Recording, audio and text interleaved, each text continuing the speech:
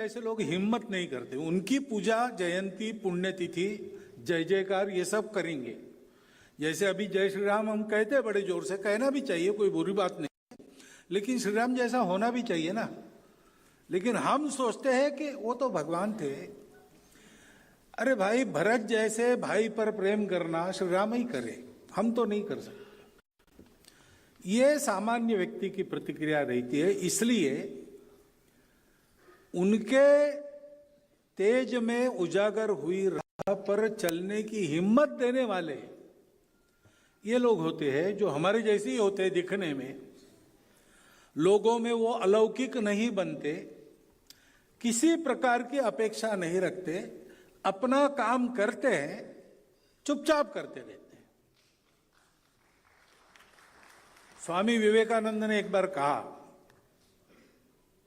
किसी अपने मित्र को या शिष्य को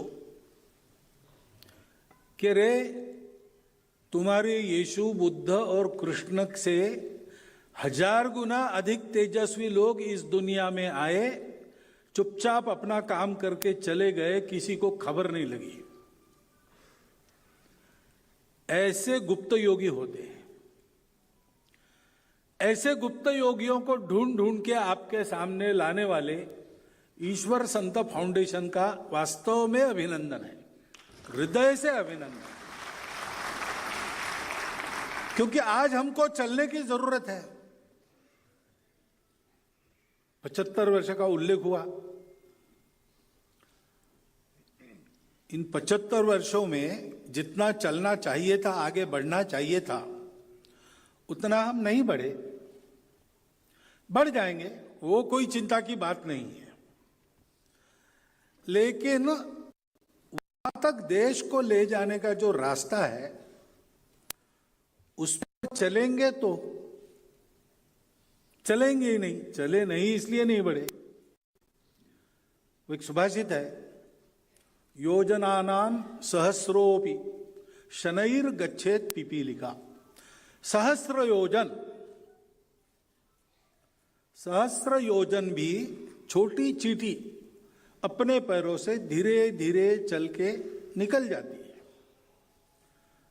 एक गांव से दूसरे गांव जाती है चींटियां, है तो वैज्ञानिक सत्य है, जीव शास्त्र का अध्ययन करने वालों को मालूम है। माइग्रेशन होता है उनका, दूर दूर तक होता है। छोटे कदम भरते भरते देर सवेर पहुंच जाती है। और फिर कहा है कि अगच्छन वैनते योपि पदम एकम न गच्छति। अगर जाएगा नहीं, उड़ेगा नहीं, तो गरुड़ हो तो भी एक कदम भी आगे नहीं जा सकता। ताकत तो उसकी है पूरे आसमान को आलोड़न करने की, परंतु करेगा नहीं तो कैसे होगा।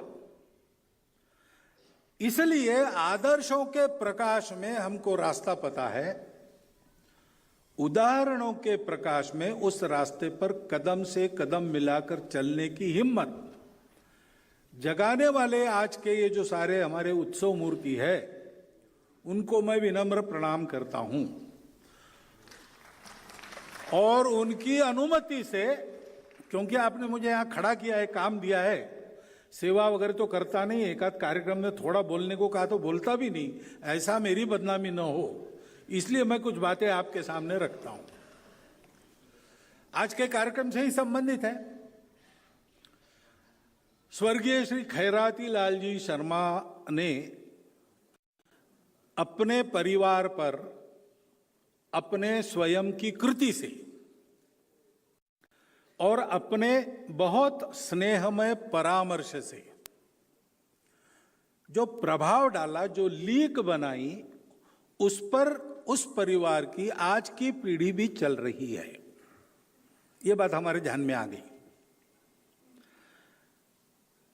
भारत की नई पीढ़ी का क्या होगा, ऐसी चिंता बहुत बुजुर्ग करते हैं,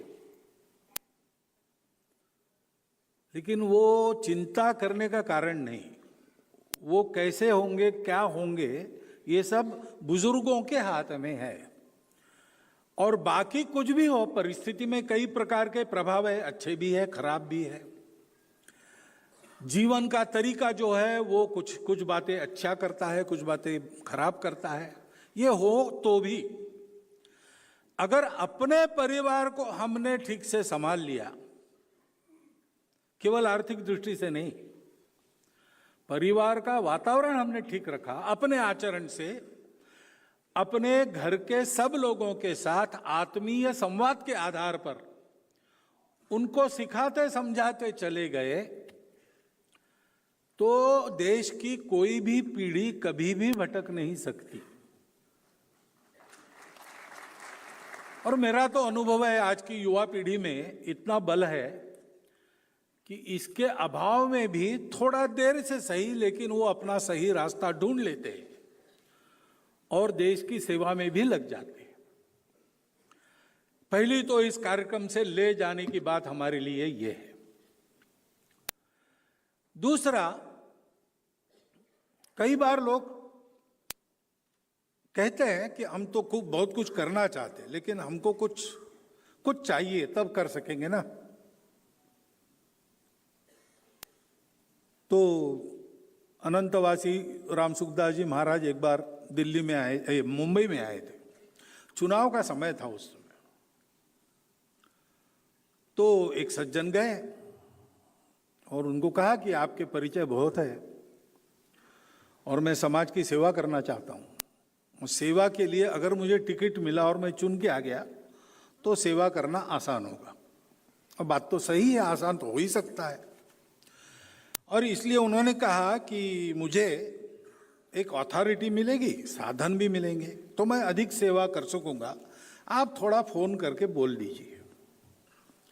तो राम सुखदास जी महाराज ने मिला कि ये चुन के आने से फायदा क्या होगा, यही ना कि तुमको अधिकार मिलेगा और तुमको साधन भी मिलेगा। तो बोले हाँ। तो बोले कोई बात नहीं, मैं तुमको अधिकार दे देता हूँ, लिख के दे देता हूँ कि सेवा करने का अधिकार मेरे तरफ से इनको प्राप्त हुआ है। पूरे देश में तुम कहीं भी सेवा करो, तुमको कोई कठिनाई नहीं आएगी, और जितना खर्चा होगा सेवा में मेरे से ले लेना, मैं देते रहूंगा, तुमको कभी धन का अभाव नहीं होगा। मैं फोन नहीं करता, इतना करो तुम, मैंने दे दिया, लिख के देता हूं, तुम करो सेवा। तो सज्जन वापस नहीं आए उनको मिलने के लिए। सेवा ऐसे होती ही नहीं। सेवा तो मनुष्य की मनुष्यता का एक स्वाभाविक आविष्कार है, स्वाभाविक अभिव्यक्ति है। मनुष्य सेवा के कारण ही मनुष्य माना जाता है। मनुष्य में संवेदना होती है, पशुओं में नहीं होती। आप पशुओं को देखो, भूख लगती है तो खाते हैं, संवेदना नहीं होती, इसलिए चिंता भी नहीं होती। कोई बैल घास खाता है और कल के लिए गट्ठर बांध के ले जाता है, ऐसा आपने सुना है क्या? ऐसा कभी होता नहीं। उसका पेट भर गया, घास बची है तो भी ले नहीं जाएगा। दूसरा कोई उस घास को खाता है, खाने दो, उसको क्या चिंता है। जब तक उसकी भूख है तब तक किसी को खाने नहीं देगा, स्वयं खाएगा। लेकिन मनुष्य का ऐसा नहीं है। मनुष्य में विचार है, बुद्धि है, और बुद्धि कुबुद्धि भी हो सकती है, सुबुद्धि भी हो सकती है। बुद्धि होना एक बात है, बुद्धि को उचित दिशा मिलना दूसरी बात है। और इसलिए मनुष्य के मन की संवेदना को उसने सुना तो वो नर से नारायण बन जाता है।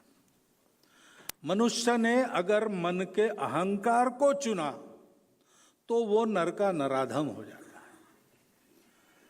और इसलिए अपने यहां पर यह कहा गया है कि आहार निद्रा भय मैथुनम च सामान्य में तत् पशुभिर नराणा। बायोलॉजिकल एनिमल मनुष्य भी है, इसलिए बायोलॉजी में लिविंग थिंग के जितने फंक्शन है उतने सब मनुष्य करता है। वो छोड़ ही नहीं सकता, उसको करना ही पड़ता है। भूख लगती है तो खाना ही पड़ता है, कोई भी हो।